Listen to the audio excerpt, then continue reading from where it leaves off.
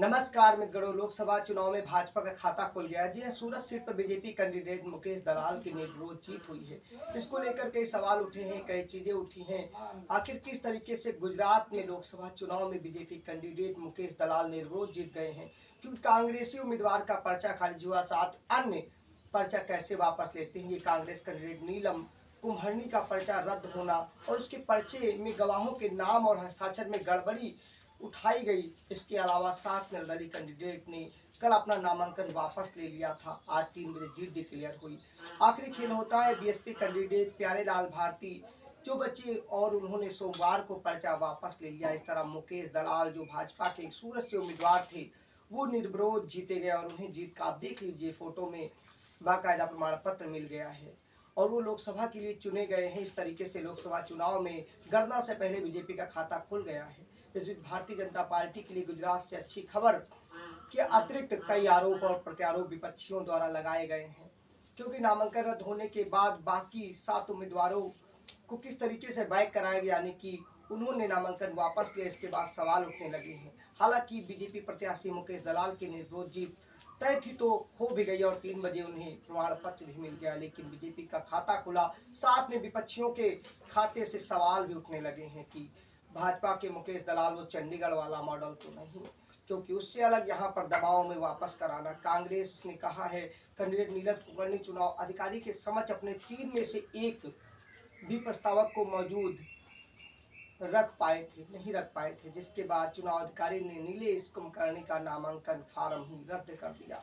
इसको लेकर विपक्ष ने कई सवाल किए। बीजेपी ने कांग्रेस के कैंडिडेट नीलेश कुम्हरनी के फार्म में उनके 3 प्रस्तावक के हस्ताक्षर को लेकर सवाल उठाए थे। सवाल के बाद उन्हें दूर कराने के लिए उन्हें लाना था। वही कांग्रेस ने नामांकन खारिज का आरोप सरकार पर मढ़ दिया है और सत्ता का दल बल का दुरुपयोग कहा है। कांग्रेस ने कहा है सरकार की धमकी के सामने सब डरे हुए कैंडिडेट थे।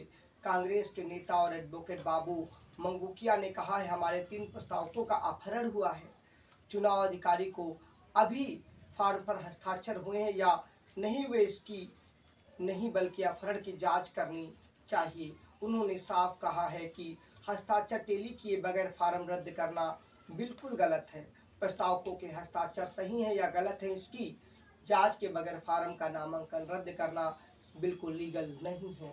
ऐसे तमाम विपक्षियों ने आरोप लगाए हैं। अब पूरा मामला समझने के लिए जानिएगा कि किस तरीके से खेल हुआ है। कांग्रेस के नीलेश कुम्हरनी का फार्म रिजेक्ट होने के बाद अन्य बच्चे 7 निर्दलीय उम्मीदवारों ने अपना फार्म वापस लिया और जिसके साथ बीजेपी की राहें आसान हो गई और बीजेपी की लोकसभा चुनाव 2024 में 4 जून से पहले, जब मतगणना से पहले निर्विरोध जीत का उनके खाते में गई है। क्या 4 जून को कौन जीतेगा और किसकी सरकार बनेगी, इस पर कमेंट करिएगा। इस जीत पे क्या लगता है आपको, धन बल और तमाम चीज़ें, क्योंकि कोई उम्मीदवार अगर पर्चा चुनाव लड़ता है, अगर कोई ना बचे तो वो सेकंड नंबर पर लड़ने के लिए हो सकता है मात दे, लेकिन यहाँ पर हर उम्मीदवार ने पर्चा वापस लिया है। तो इसका मतलब क्या है, जो पर्चा वापस की स्थिति नहीं में था, जो उम्मीदवार पर्चा वापस करने की स्थिति में नहीं था, उसके प्रस्तावक हस्ताक्षर के वक्त नहीं मिले।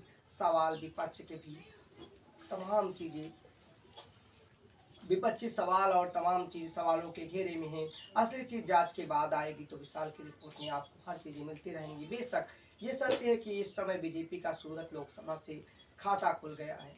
ये खाता पहला और आखिरी नहीं, क्योंकि 543 वाली भारतीय लोकसभा में 542 उम्मीदवारों की टक्कर है और यहाँ पर जीत हार के लिए कांटे की टक्कर